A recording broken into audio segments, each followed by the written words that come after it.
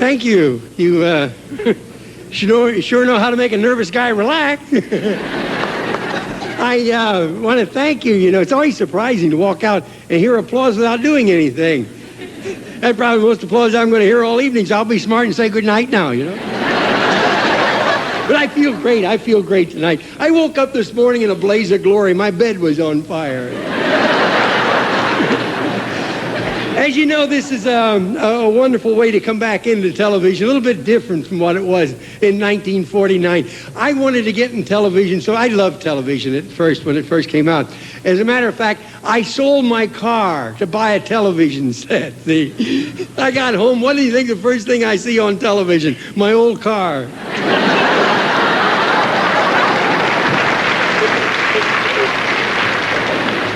But you know, this is wonderful here. This is wonderful. And they treat you nice, you know, like the dressing rooms. They gave me a dressing room with running water.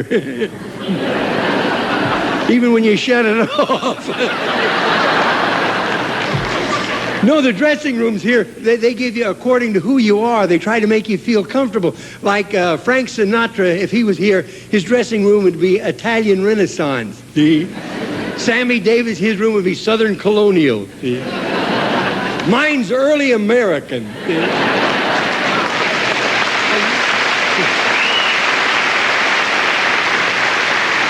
I'm dressing behind an Indian blanket back there.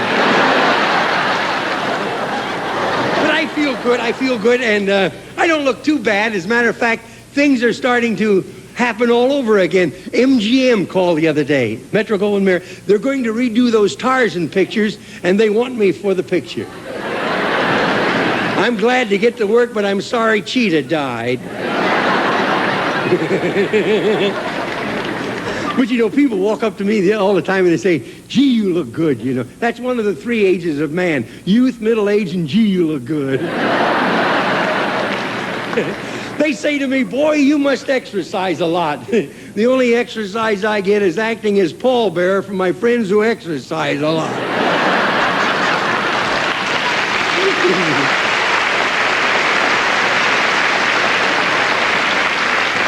Yeah, I don't let age bother me. You know, there are three signs of old age. One is loss of memory, and I forget what the other two are. But I've been lucky with my age. I went right from freckles to liver spots. But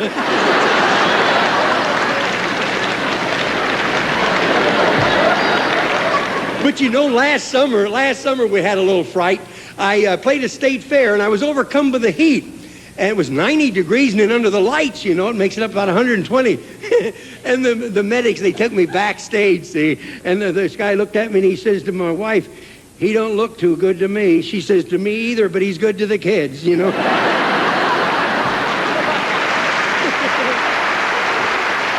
I had a physical before I signed the contract to do this show, and the doctor says I was as sound as a dollar. That scared hell out of me, boy.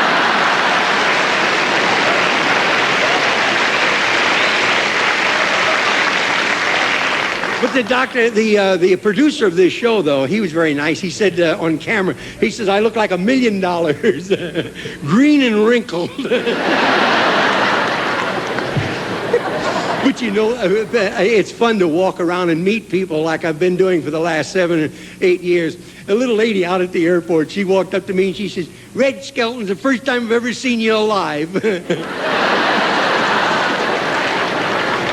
There was another little lady walked up. She said, oh, Red Skelton, how about that? She said, you know, I wish I could take you home with me. This is my children sent me some tickets, and I'm going home for my birthday. I said, oh, your birthday, huh? How old are you? She says, age is my business. I said, you've been in the business a long time, age. She says, you rascal, you. I'm 91 years old. And I remember you when I was a little kid, and I wanted to hit her right in the mouth.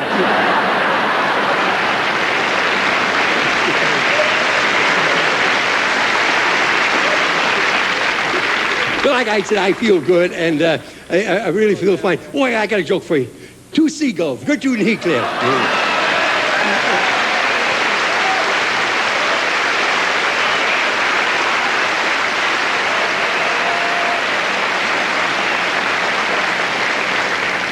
She says, you know, if I had my life to live over again, I would like to have been a hummingbird. We said, a hummingbird? She said, yes. They're smart. They know about life and love and everything. He says, they do? He says, sure. What do you think they're humming about?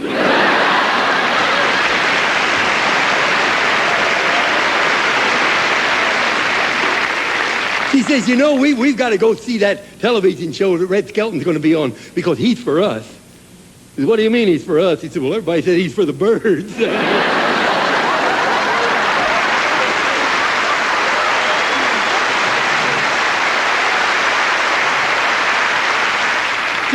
Tonight you're going to see the various types of mimes, pantomimes, and verbomimes. I happen to come from a branch of mime comedians that date back to the Sagata. Now, a Sagata dates back to about the year of 1100. In 1600, William Shakespeare adapted the Sagata to all of his plays. What it means is that the actor comes out on stage and tells you exactly what's going to happen. You know what's going to happen, but they act it out for you anyhow, you see. And one of the nice things about we Americans, regardless of where you're from, wherever you are at that moment, that's the part of the country you pretend that you're from. So to show how we are all basically mime and pantomimists each day of our life, I'd like to show you this typical guy from New York. Never been out. I need a hat. I need my hat. I need a hat. Nope. I'm going to get that guy yet. You're new here, huh? You ain't going to be old, I'll tell you.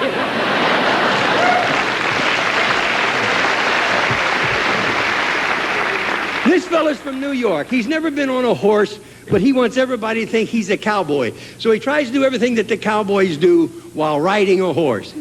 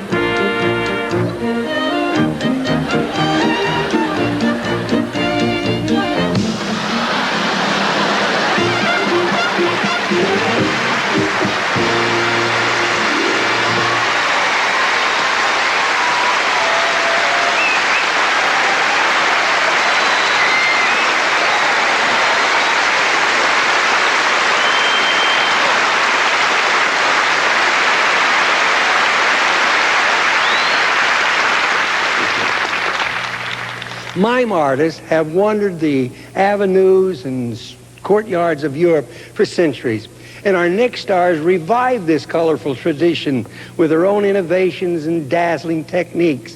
And from the street corners of San Francisco, they emerged and they became stars in television. And today, they represent the charm and the hilarity of mimes. Ladies and gentlemen, the Kinkers at breakfast, Shields and Yarnell.